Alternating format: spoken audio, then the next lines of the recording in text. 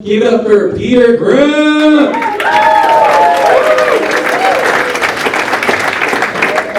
What's up, you guys? Thanks for coming. A little bit about me. I actually lost 75 pounds not too long ago.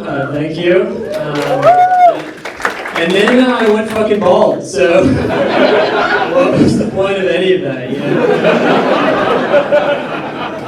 Like, I had like 6 months where I like still had hair and was skinny, and it's over now, so fuck it. But no, it was like tough growing up as a fat kid. Like going to the pediatrician, my doctor called me pear-shaped. That was just his diagnosis. And what was really fucked up about that is that I just went in to find out if I had the flu, you know? He like came back in with his clipboard and like, yeah, the test results, doc. He's like, not for a few days, but you are unfuckable, my guy. My mom's laughing at me. Thanks, Dr. Minkin. I just did something like this. Someone's like, oh shit, Dr. Minkin, that's my guy.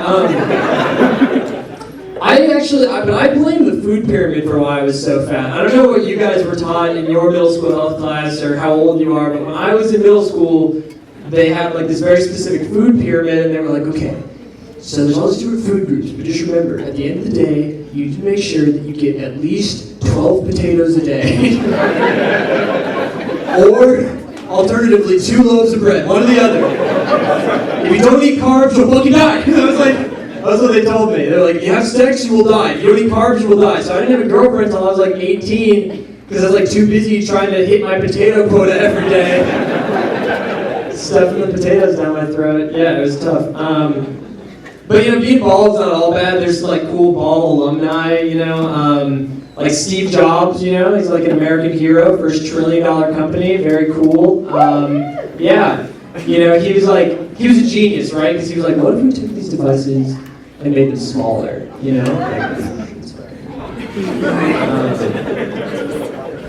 But the real genius came in when he was like, what if we took the people who make these devices and make them smaller, like children, like kids make these, you know?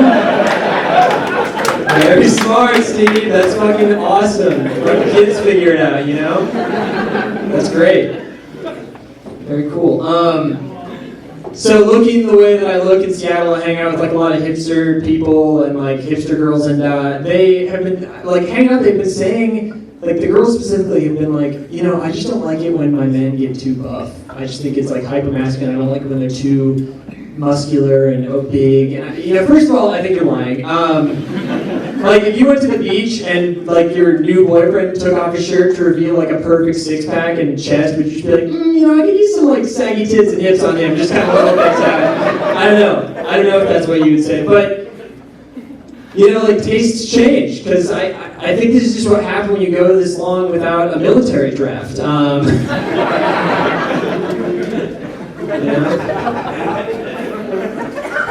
Like all the hot ones died in Nam, I think, is what happens. I think all the hot ones died in Nam. There's still people out there that are against gay weddings, which is weird to me because, you know, it's been wedding season for me. I've gone to a lot of straight weddings and gay weddings. I feel like if you're against gay weddings, you should just go to some more straight ones, because you'll realize that straight weddings are still really fucking gay, you know? Like, they're just as good. It doesn't matter who's kissed at the end, they're really fucking gay events.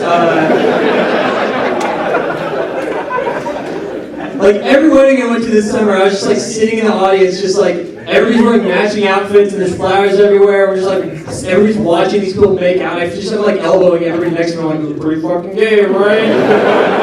There's like, sir, that's my daughter. I'm just like, alright. Whatever. This is niche, but who here has heard of the Uyghurs in China? Anybody? We got any foreign policy heads in the audience? Hell yeah, baby, you guys are not getting laid. Me neither, it's fine. So, for those of you who don't know, the Uyghurs are this ethnic Muslim minority in China that the Chinese government is putting in camps to re-educate them so that they can run a pipeline through their territory. This is a classic bit for all you comedy fans out there. Very hack bit. The thing is, so they're called the Uyghurs, but I thought when I heard about it, they were called Wiggers. So I just thought that the Chinese government was like coming into America and kidnapping like Limp Bizkit and Eminem and Macklemore, and I was like, sick, fucking take them, you know? I just imagine like Macklemore chained to a chair, just like some Chinese gentleman just slapping him, like, stop being gay! Just like, you know, just hitting him.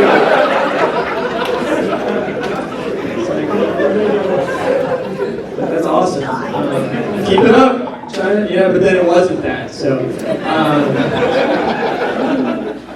we have any LinkedIn fan? Anyone here on LinkedIn? Anybody here that I can add on LinkedIn?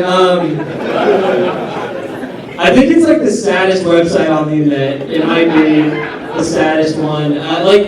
Did you ever you knew someone back in the day who was really cool? And they were like, they were funny and they seemed awesome and interesting. And then, a decade later, you just see them making like daily 4-paragraph LinkedIn posts, just like, I was really excited to share with you what I've learned about marketing, analytics, and sales. It's just like, damn.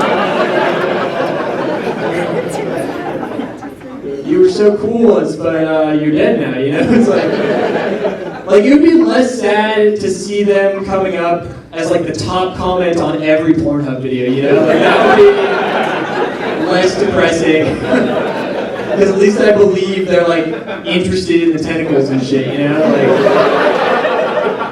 at least I buy that.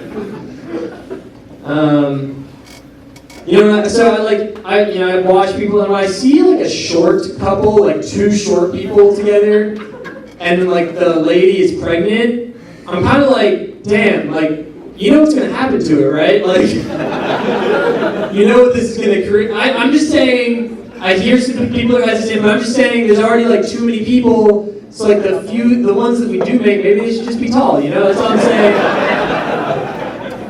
I'm not like a eugenicist or anything, but I'm just like I know my hair or whatever, but, okay, if it's a girl, if it's going to be a girl, it's fine, but I'm just saying, find any short dude and be like, yo, dude, are you happy that you're alive?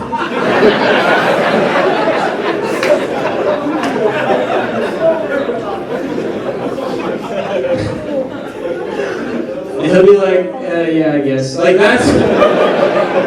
I'm just saying, don't just think about that. Figure it out before you make that decision. Is anybody here familiar with the Charmin Bears, the like family of shitting bears that like sells toilet paper? Woo!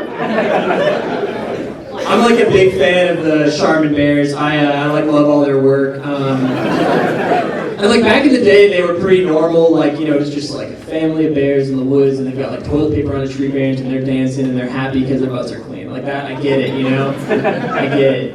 But then they started getting really weird. Like I was high watching basketball, and then this Charmin commercial comes on. Okay, so I'll set the scene for you. It's like it's a grandma bear, and she's in a house now, and she's shitting, right? And she's like rolling down the toilet paper really aggressively. Camera zooms out, and then in the bathroom with her is Teenage Bear, like backwards baseball cap. He's like, no, Grandma, you only need this much toilet paper because it's Charmin. I'm like, what the fuck is going on in this house? Like, why? Like, I just imagine like Don Draper pitching this commercial in Mad Men, just being like, yeah, we're really going to tug at the heartstrings of the people who were in the bathroom with their shitting grandmothers. Like, what are you talking about?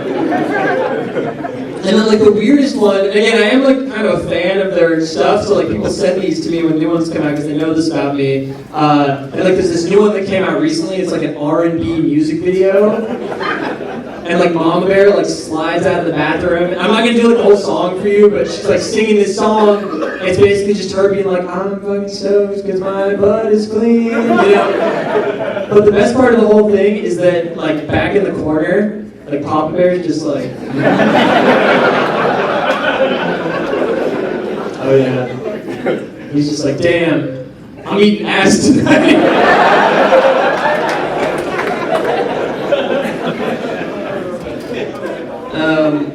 I'll leave you guys with this. My friend Olivia goes on a lot of dates, and you know, we're good friends, and so she like calls me and like gives me date updates, which is fun for me. And she told me about this date recently where she was like, yeah, you know, it was a really awesome date. I was like, oh, what was so good about it? She's like, you know, you just asked really good questions. And I was like, okay, well, I go on dates sometimes. Like, what's a good question that I might ask?